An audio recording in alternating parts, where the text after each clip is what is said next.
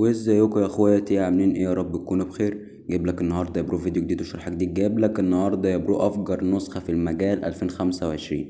النسخه دي جامده جدا حرفيا يا برو، فيها مميزات جامده جدا، واهم ميزه فيها ان هي بتشغل الارقام المحظوره معدل. لو رقمك طاير معدل يا برو باذن الله هيشتغل على النسخه ديت بنسبه 100%. فكل عليك يا برو انت تتابع الفيديو من البدايه للنهايه عشان تعرف باسورد النسخه وتعرف تستخدم النسخه صح ومتتحرقش معاك. طيب قبل ما نبدأ في الشرح يا برو، عايزك طبعا تشترك في القناة لو انت مش مشترك، وتعمل لايك وكومنت على كل فيديو انت بتشوفه وبتستفاد منه. وبالنسبة لتحميل النسخة ديت يا برو هتلاقيها في قناة التليجرام.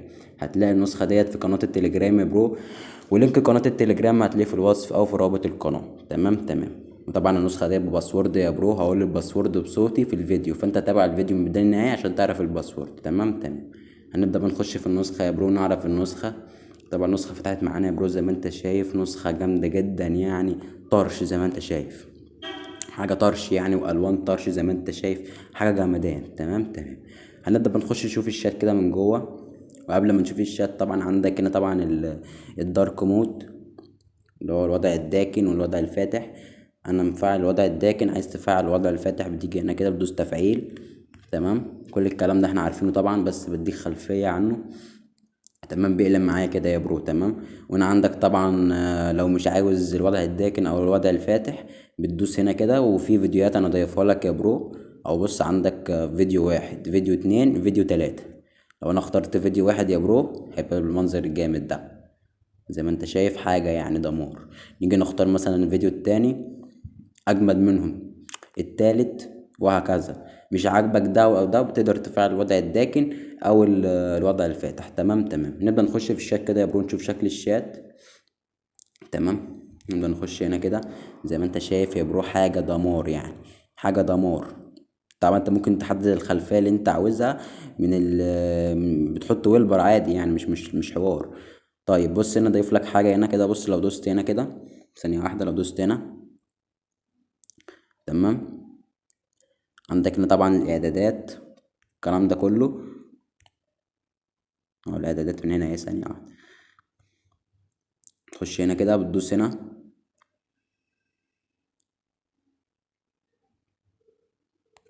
تمام، بتدوس هنا كده. تمام، بيظهر لك هنا ايه؟ الفيديوهات الشات. تمام، يعني انا دوست هنا كده عند اول خانة، بيظهر لي اول فيديو زي ما انت شايف. طبعا في يعني في فيديوهات، بس استنى نشوف شات فاضي كده عشان مش باين. تمام. دخلنا مثلا في الشات ده. تمام، او زي ما انت شايف دي اول واحدة. تمام، عندك تاني واحدة. تمام، ادي تاني فيديو، حاجة طرش يعني برضو في الخلفية. تالت فيديو جامد برضو. مش عاجبك الفيديوهات ديت بتقدر تدوس هنا كده على الخانة الرابعة، وبيرجعك للصورة العادية اللي انا حاططها ديت. ده ويلبر عادي، انت ممكن تغيره يعني للصورة اللي انت عاوزها. فاهم الموضوع سهل يعني. طبعا عندك العلامة ديت الفيروسات يا برو، العلامة ديت دي فيروسات يا برو جامدة حرفيا يعني. انت لو رميتها على الواتس بتاعك العادي هيتحرق، الواتس بتاعك العادي هيتحرق. طبعا لو انت رميت النسخه دي، الفيروسات ديت على النسخه ديت مش هيتحرق، لان النسخه ديت قلت لك ضد الحرق او ضد الفيروسات يعني بمعنى اصح. تمام، يعني دوست هنا كده، عندك هنا فيروس واحد، اتنين، تلاتة، اربعة، تبعتهم هتلاقي الخصم بتاعك يعني هيتهان بصراحة. تمام، نيجي بقى على الاعدادات من جوه. هتيجي هنا على الثلاث نقط، بعد كده بتيجي هنا على اضافات فرعون اهي. تمام يا صديقي، هتبدأ تخش كده وبعد كده تيجي على خصوصية والقفل ديت. تمام، عندك طبعا هنا الوضع الشبح، طبعا احنا كلنا عارفينه. وعندك طبعا المميزات العادية اللي احنا كلنا عارفينها، اللي هي اخفاء اخر ظهور، وتجاوز المشاهدة مرة واحدة، كده الكلام ده كله. واللي هو اخفاء مشاهدة الستوري، منع حذف الحالات، منع حذف الرسايل، والكلام ده كله. تبدأ بقى تشوف اللي انت عاوزه وتفعله، واللي مش عاوزه ايه ما تفعلوش. تمام. وعندك ان طبعا تقفل النسخة. انا هقفلها ببصمة، عايز تقفلها برقم، عايز تقفلها بنمط، بتشوف اللي انت عاوزه. تمام.